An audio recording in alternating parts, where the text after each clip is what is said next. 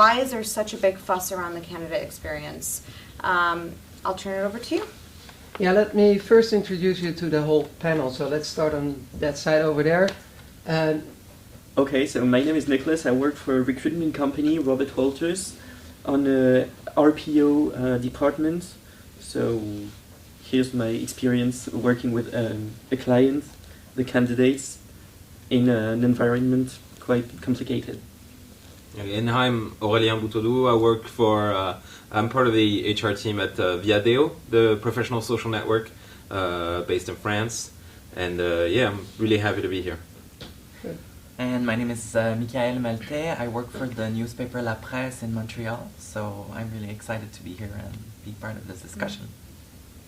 My name is Anne Pestel, and I'm a student in international HR. And I'm also intern at TMP Worldwide, and I'm pretty interested in employer branding and also candidate experience. My name is Eva. I'm an HR blogger from Germany. I blog in 3 languages, in English, German and French. I'm kind of a geek. I think I was born too early, so I kind of live with my mobile, as you can see, and I'm happy to talk about this today. So we should be hashtagging True Live as well as True Paris throughout the conversation. Yeah. Well, so there's a bunch of experienced people here, and now you're asking, of course, why am I here? Well, I'm a recruiter since '99. I'm working for a lot of companies, being a freelance recruiter. Started People Sourcing Crew last year to just get out there and find the people. Worked in mobile as well, did some mobile things with Deloitte back then, years ago. I like Viadeo. I like newspapers. I like blogging as well. What does it have to do with the candidate experience? I think candidate experience is so managed by a recruiter and not by corporate communication and not by all the websites and not by all the blogs. It's just how you as a person act to the other person. I think that will break or make the whole candidate experience. Do you agree with me? Let's open a discussion. I don't say yes immediately. I think there is a part that's, of course, the relationship between the recruiter and the candidate. That's a major part of the experience, but that's also all the infrastructure that leads to that relationship. Do you make contact with the recruiter first on social media? Do you make contact through a job ad? Do you make contact through a mobile app? That's the big question about the experience, and that experience differs for each person according to the channel through which they're brought into the process. And I think the main point right now about candidate experience is that it's so different in so many. It has so many shapes and forms that we can't actually standardize it. And I think that's kind of what's scary to most companies, that they don't have control about on the experience that the candidates have, because they come through so many channels and so many different experiences. Because you're never going to have the same experience talking to a company on a Facebook page or talking to a company through a job ad or answering a job ad or through a live chat or any kind of channel that you can get in touch with a company. That's never going to be the same, and that experience is always going to differ.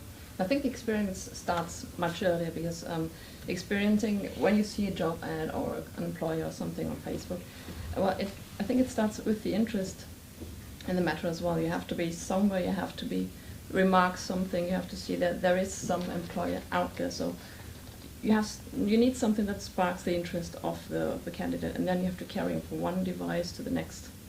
And it's the all discussed candidate journey through one device to the next. If I say I currently work for a company called TomTom, with whom does it ring a bell? Does everybody know TomTom? GPS? The GPS? Yes. Yeah? Okay, now I tell you I work for a company called Zing.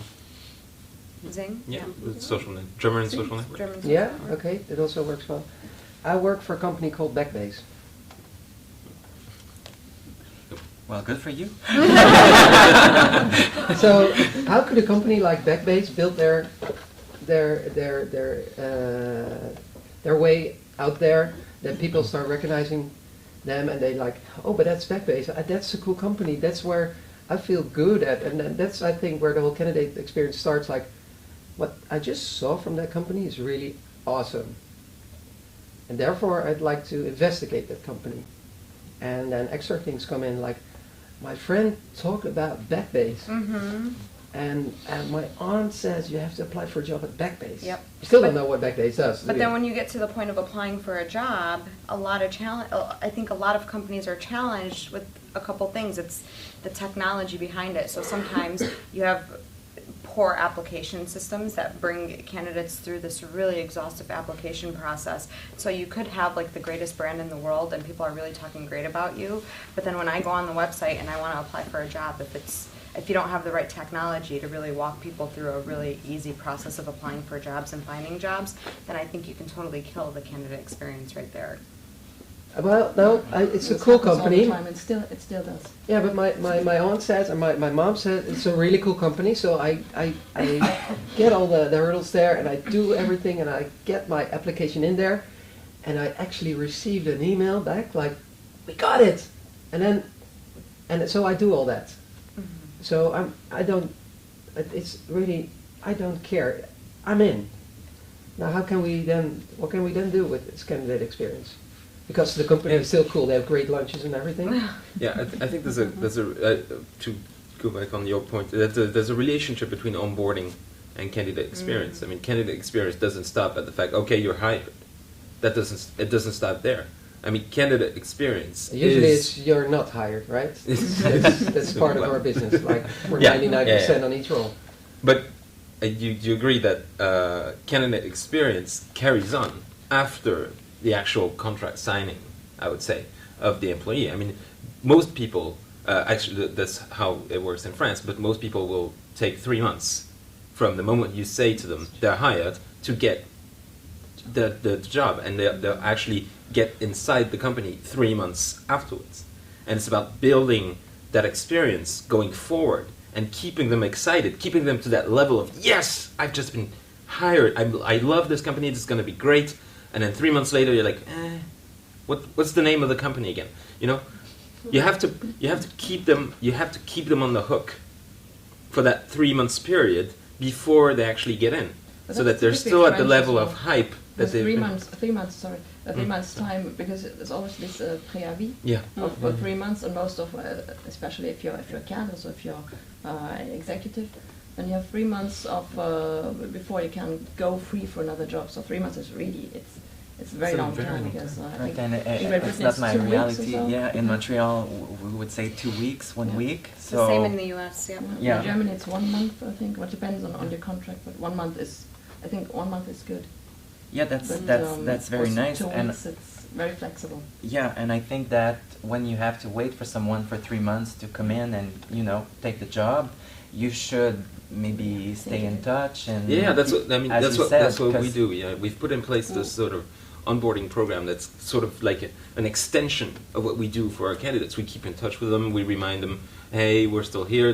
We're going to need sort of like these documents before you come in. We do like we ask them tiny questions so that we can introduce them to the staff the day they arrive. Sort of some small things about personality, like a Proust questionnaire. Small, like very small questions to know about their hobbies, what they like. It's about bringing them slowly into the company, and that's what the entire process should be about. It's about bringing this person who's never worked for you, who may never have heard of you, slowly into your company by putting them through small cycles of information about what you do, about what your jobs are, and that's what candidate experience does. It brings someone step by step into the mindset of working for your company. Okay, so you do all these great things, and then the company does something really bad. Like they launch this new iPhone which doesn't work. And then there you go, candidate experience down the drain because of the fact that the big corporate behind it just messed up a lot of things. Oh, my mom says I shouldn't go work there. And my aunt says, no, don't do that. So how do you deal with that then in those cases? I mean, it's about being straightforward. It's about being transparent. Yeah.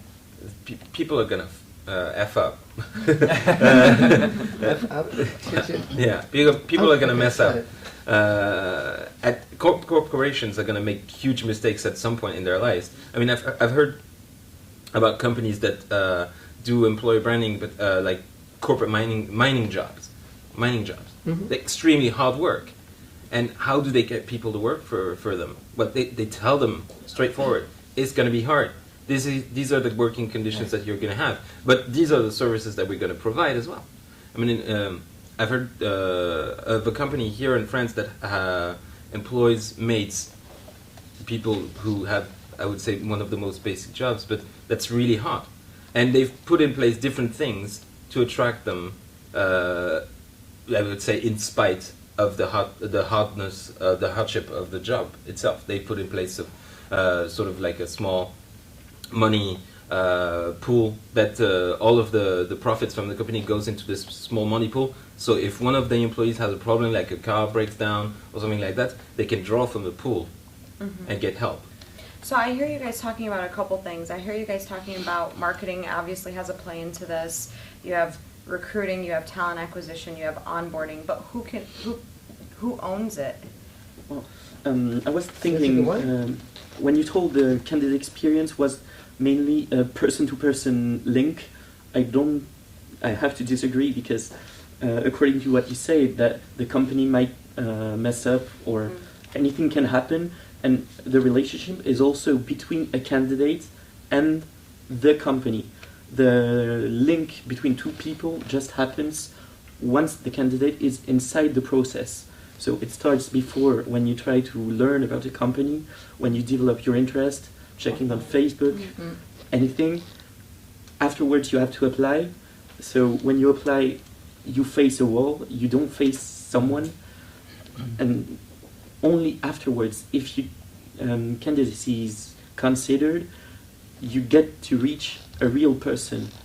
So indeed, you have to manage that relationship before, after, and during the process. So it's really more complicated than just having two people speaking and having a link. And that's why Yeah, but I just want to say, if you messed up on something and you're in contact with a candidate, you should obviously talk about it, not pretend that it didn't happen, and maybe just transform that in an opportunity. I mean, we launched that new iPhone, it didn't work. See why we need you, the programmer, to help us build the next one who's going to work. So you just have to talk about it, because every company is going to make mistakes, and you have to acknowledge it and become better. So I think you have to talk about it in your candidate relationship, and just again transform that in opportunity. So if we have it, yeah, go ahead. I think it's all about communication. In the end, it's corporate communication. How do you transfer this to HR, to the candidate experience? How do you transfer it onto in the internet, on mobile, on tablets? But is corporate whatever? communication, is that the same as recruiters should talk? Sorry? Is the corporate communication guidelines, is that the same as a recruiter should talk? Part of it, I think. Yeah, I think you should, take some of the corporate lines and Values. integrate it, integrate it in the candidate experience, because it's part of the company, it's who you are, so you need to take some parts of it and communicate it to the candidate. Otherwise, how do you know that the candidate's going to fit if you don't speak your values, if you don't speak your culture?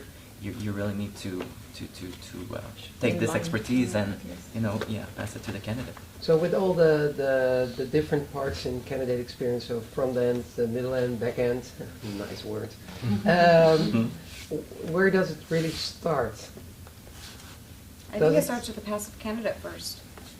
I think you're trying to build a brand with someone who's not necessarily actively engaging with you for a job per se, but more from,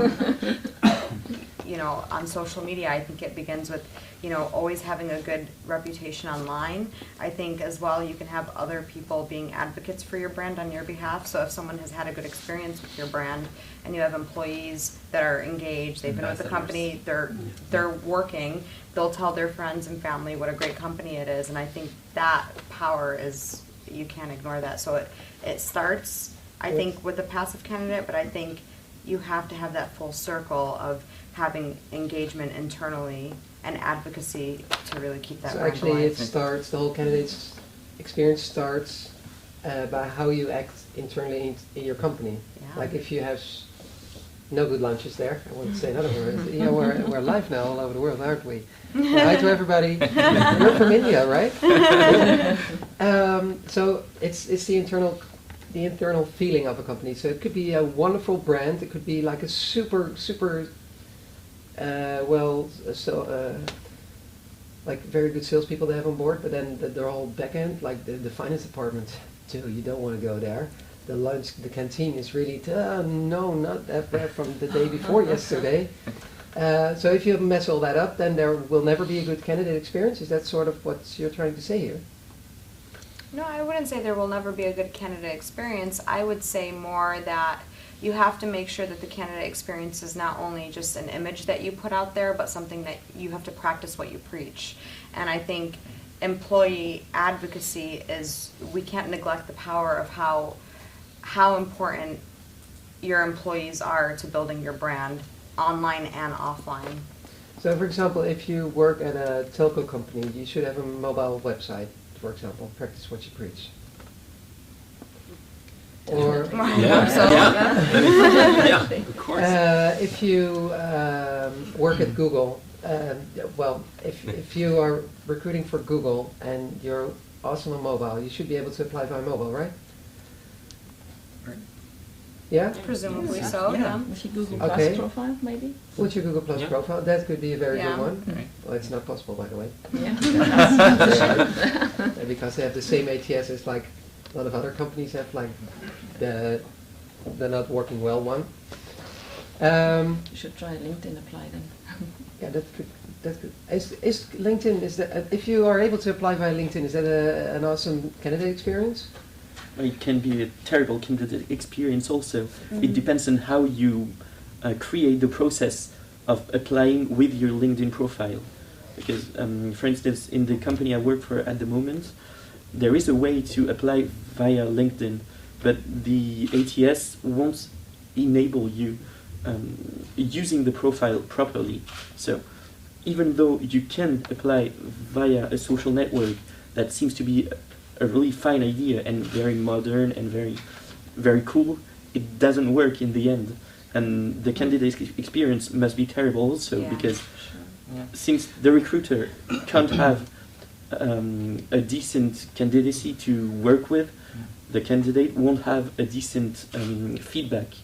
So it can be a good experience, I'm sure about it, but But it puts Is it really- part of your profile. If your profile is not up to date, then you have to work on it anyway before you click Right. on the apply Oh, button. yeah. I think At Nicholas. your place, Hmm? are you able to apply with LinkedIn? For no, no, he works at a competitor of LinkedIn. So. that would not be corporate. That would not be corporate appropriate. Yeah. We still get people that do, but Yeah, I can we understand, feel that they because- haven't understood really what they do. No, what we actually, do. but- actually, they have chosen for Viadeo at that point. They don't like this LinkedIn thing, so they go for a job at Viadeo. Well, No, the but only to us, like- resume they have is their LinkedIn profile, because that's what they're using always, because it's very convenient. I mean, it doesn't mean we're not going to read it. It's just we're going to have a negative outcome. We're going to get he choose a for you. negative Yeah, look choose for you. from the It's awesome. from the get go on the profile. If someone sends us a LinkedIn profile, we're going to say, okay, we're going to read it because the person actually went through the trouble of applying and manifest an interest.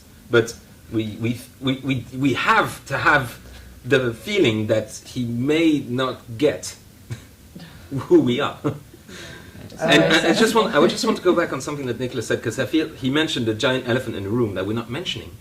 Is giant ATS systems that are absolute and that are I think most of the time absolutely destroying almost every inch of candidate experience that you can build around your company. Is that you can have a great brand, you can have great message, you have a great social presence, you have recruiters that have awesome messages that send very good vibes to your candidates, but once they actually try to apply, then it's just this giant nightmarish maze Black hole. of questions and forms and impersonal things. No, that- but that's very, very convenient for the HR department once they finalize the contract, because Is then all it? the data is in there. You know, that's really, and it's always the HR manager, not the recruitment manager. Most of the time it's the HR manager who runs the recruitment department as well as a side effect.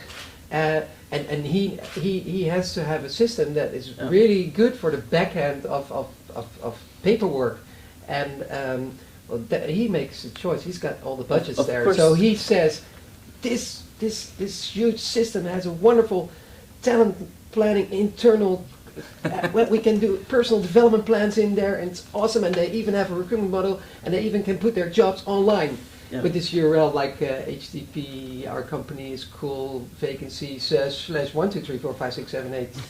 Yeah, No, but that your kind of- company can be cool. You can have the best food around, but you can have a very decent image. Yeah. But as long as the recruitment process is complicated, as long as those ATSs or Exactly. whatever you use in order to recruit doesn't work properly, the candidate experience can't be that good, even though your cantina is great. So I think the technology, as we said before, I think it's a huge play on whether or not you can attract talent and keep people in that pipeline, or people just get frustrated and walk away. Right. It's up to the technology actually to be up It's a to huge date part. with. Of course, they always do what the corporates want, so personal planning and stuff, and maybe payroll, all that stuff. They also have to think in by means of the candidate. They really have to think the candidate experience, and I think this is something that technology really has to add in the future, especially with mobile. Yeah, and I can say that candidates are noticing it, because when I did customize the ATS for La Presse, in my mind I had only the candidate. I had the candidate in mind all the time. I wanted the candidate to be able to send me his resume in less than 5 minutes and create a profile in less than 5 minutes. And in order to do that, you have to make some concession in an HR manager point of view. You have to say, well, I'm not going to ask the candidate to, give me his or her address. I don't need that to see if he's a good match for the job. I don't need, what I need is maybe a resume, a phone number, and that's it, that's fine. And the information, we were talking about that in the other session, has to be visible and accessible. You have to speak to your candidate. You have to be, 1 or 2 lines, and it has to be clear. And in order to do that, if you do that, the candidate's going to be happy about it. And, when I interview people, they are telling me, wow, your ATS is great because, it's short and it wasn't like a nightmare. It wasn't a black hole. So it's really an important thing to have in mind. And if you make it that easy, isn't that, well, what I always get to hear? Yeah, well, then we get thousands of resumes in. Because But that's the other side of the ATS. There's a job offer. I mean, I think most companies actually are not clear enough about the conditions under which you can actually apply for a job. What do on you the mean job by ad. conditions? Do you But mean like actually, Like like keywords? salary, required diplomas, things like travel distance from job to your house, like things that are actually important to the candidate and that might actually discourage them from applying are not mentioned in the job ad itself. Yeah, but I mean, don't you think that if you're a candidate and let's say that you're a programmer, a developer, Mhm, yeah. you see a job offer for a developer at my company, you kind of know what the job is because you have done it for 2-3 years. So you don't need like a grocery list of the tasks that you're gonna do because it's not that's about, boring. I don't But- think it's about the tasks that the person is going to do. It's about defining the role clearly enough that the person understands the level of seniority Yeah. through the job ad. Correct. That the salary is communicated clearly through the job ad as well. And I'm talking about the travel distance from job to work because it's something that we've integrated lately in our job ads through the Google Maps API. Is that you can actually, from the job ad, put in your address, type on click just on one button, and it will give you how much time it will take you from your home to your work, whether you use a car, whether you use a bicycle or public transport, things like that. And that's a criteria that people, they're not going to say it matters, but it does. Yeah, it does. If you're living on this side of Paris or the other side, then Yeah. you That have makes to- a big difference, yeah. Yeah. But And- about the salary, I mean, let's talk about Gen Y. They are, you know, they want challenges. They want to work on great projects. They don't really, they care about salary. And if you're a programmer, you're Right gonna now, know right now, about. right now, Gen Y is out of a job. What they care about is a salary. I'm telling you. I'm telling you. We've got so much unemployment for young people here. They don't. They care about challenges. I agree. I- I agree. They want to be challenged. They want to accomplish great things. But right now, what they care about is getting a job and getting a secure job. But do you think it's always fair to put the salary right up front in a job ad, or is it even realistic to do? Yeah, think why it's should fair. you? I think it's you fair. could It's give fair a, to you could inform give a range, someone. but if you say, well, we have junior, medium, senior, that you know as a junior you will earn less. But if you are in the position of Gen Y at the moment, you don't have a job, you do a lot of applications out there, and there's, in the meanwhile, there have been 10 jobs where you came to the final rounds but just didn't become the Make one. it. So you know all the salaries, you know what they're asking, you know it's going to be somewhere around 2,000 euros, you know that kind of, if you're lucky, by the way, because it's a cool company, there you get 2,000 plus bonus, and well, it's awesome. But they know all that, they know what their friends are earning, so that salary thing is not really an issue. It's cool to put it out there like we expect you to pay this and this, but why pay somebody 2,300 euros if you could easily pay him 2,000 as well? Because, well, he doesn't care about the salary up front, so, and in the end he still doesn't ask for the higher salary. It's a programmer, they're not very communicative. The sales guy, if he doesn't care, then we wouldn't hire him anyway. Well, it's still about transparency. I mean, if you already have developers who are earning But it's also a 23K, competition thing, of course, a direct competition thing towards other companies, isn't it? If you're saying, well, we are paying 3-4, But we have well, better we do challenges. 3-5. but we have better projects, so Well, you if have you- to, you know. If you work for Put similar yourself up companies, there. like if you're going to work for VAD or Xing, it's like a similar type of company. If you go work for LinkedIn, you know what to do. You have to sell. But it's a different. The difference there are not that big as being a cool company, because they're all three cool companies. Mhm. But if you're going to put it like 3-4 and the other one says 3-5, we had moments like ages ago in 99 where we saw contracts flying by which just said, well, here's a contract, you just have to fill in your salary yourself. So, That was nice. yeah. Yeah, but right there, right now, Yeah. maybe it's specific to the French market, but that salary issue really is an issue, because if you don't talk about it soon enough in the process, you end up making the whole process with the candidate, And you might and waste your time. in the end, you It's sometimes one of my realize. first questions. Yeah. Like, what is, well, this, you have applied for this cool job, thank you for that, and what are your salary expectations for this role? Yeah, And but if he, if he comes up with like 100,000, then I say, well, sorry, we could pay less than half of Yeah, it.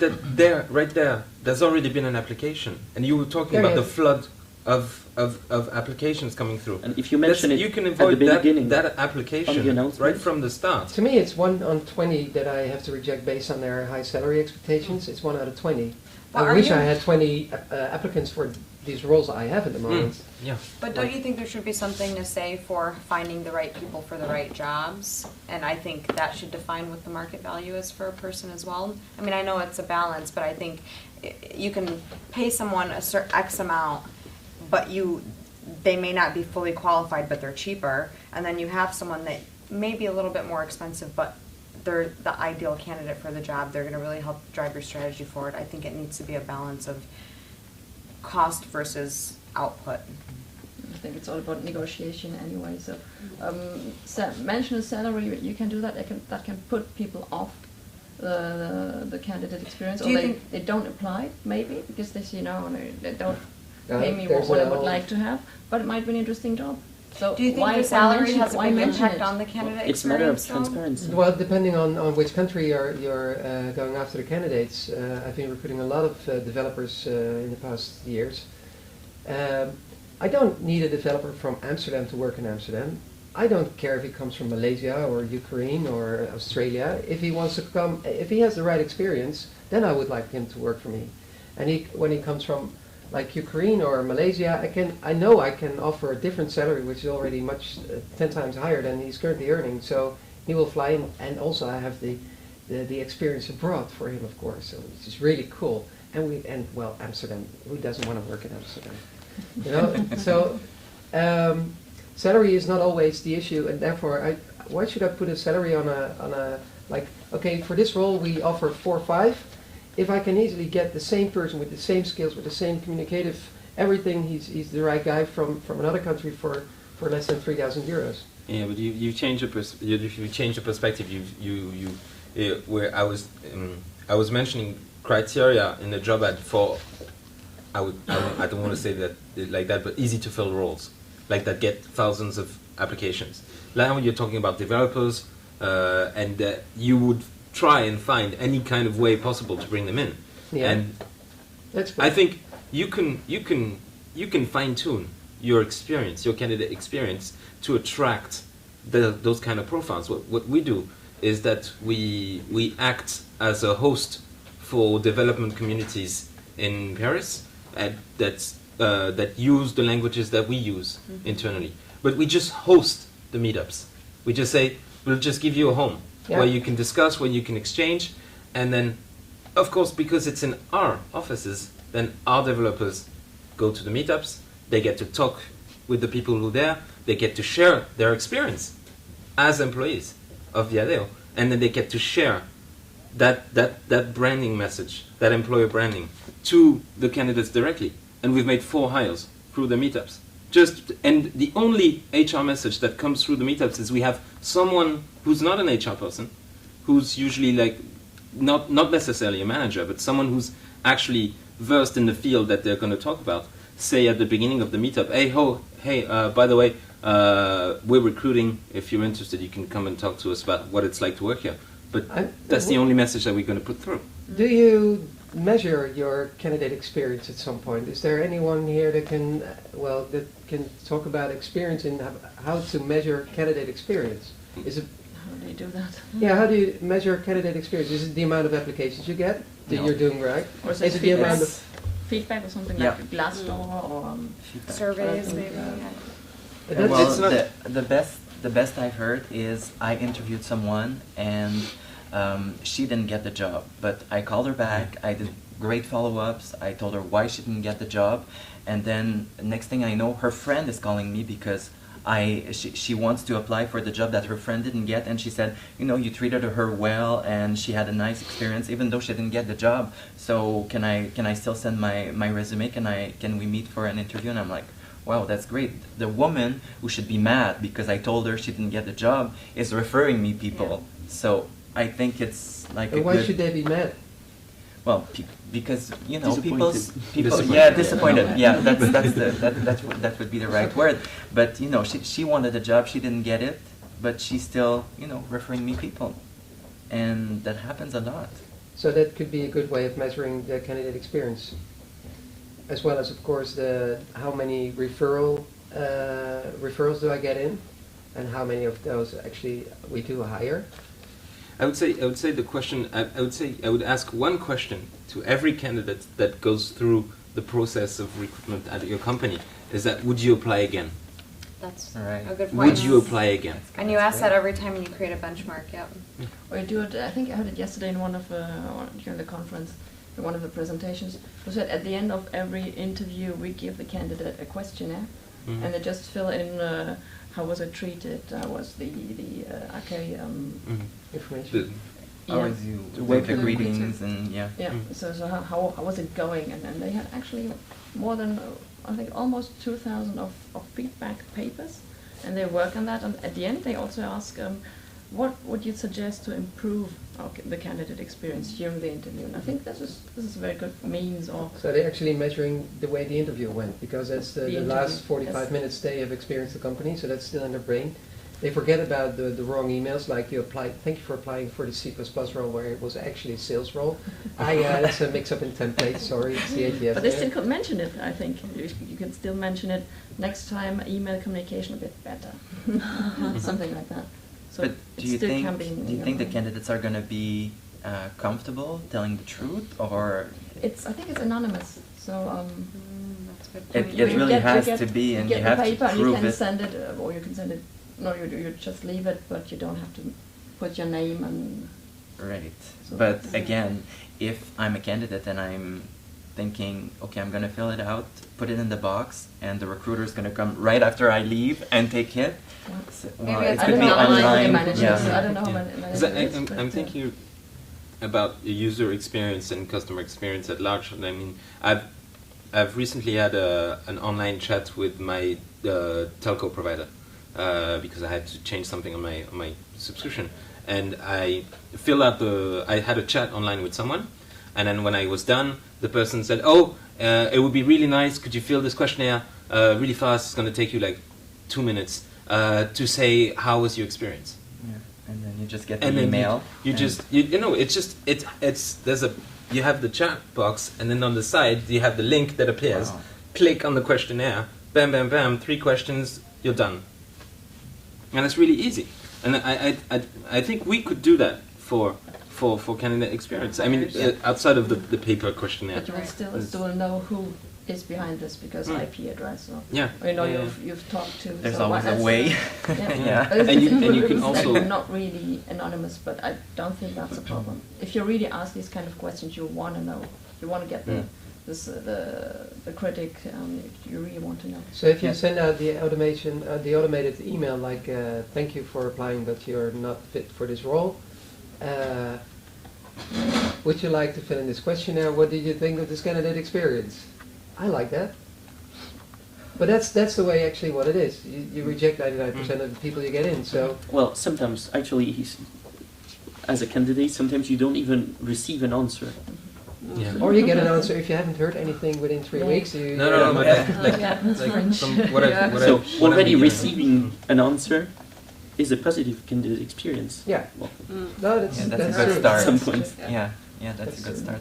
But one thing I did when I started the employer branding for La Presse, we did internally some discussions. I took people that I had hired and that were with us since 6 months and less, and I asked them, what was your perception of the company before you applied, while you were doing the interview process, and what's your perception now? And these people gave me great hints about, when they were coming for the interview, they were saying, my perception started to change positively because the recruiters were, doing follow-ups. They were giving me lots of information. They were calling me back right after the interview to, letting me know about the next steps. And I think that can be a good way, to get some hints about if you did well or not. Because I had also some people who were telling me, well, maybe it was a bit long before I was contacted after I sent my resume and stuff like that. So that can be a way to get some, information about your experience. Then you should as well be serving employees that maybe have been with the job for 6 months or 8 months or a year. Yeah, because that's fresher in their Yeah. memory, and that's what I thought. Yeah. Yeah. I know, for instance, a French company, Total, that made a study a couple of years ago about the candidate experience, and they had a huge questionnaire that they sent to all of the candidates that they met in the past 6 months, I think. And afterwards, they studied the results, and it comes to what we were telling about questionnaires, and it was anonymous. It was after the end of the process, so even if it was fresh, it wasn't instant and too fresh. And I think they made afterwards decisions about, because the candidates said the process was too long and it was sometimes complicated to have one person to speak to, because they met like 5 or 6 people during the process, and they tried to change that, creating a point of contact, a unique point of contact for the candidates, and trying to shorten the process and explaining before that it would take a while before the end of the process is reached. So once more, we got to speak about transparency, Yeah. because it seems to be one of the points that the candidates want to know about. So Yeah, people they want to talk to human beings, not an ATS, and they want to know what to expect. And so I think that's And I think whether or not they get the job, I think candidates really do appreciate that honest feedback and communication versus you apply for a job and then you just never hear back, you have no idea what happens after. yeah. Yeah, but the question is, how do you get back to all your candidates? Is the giant question. It's for some companies, it's actually almost impossible to get back to everyone without Personally? using automated systems. Mhm. And how do we improve on that experience? Which is, does there have to be a fundamental shift in the way we look at applying and the candidate and the application process, or is there a way that we can actually make things better?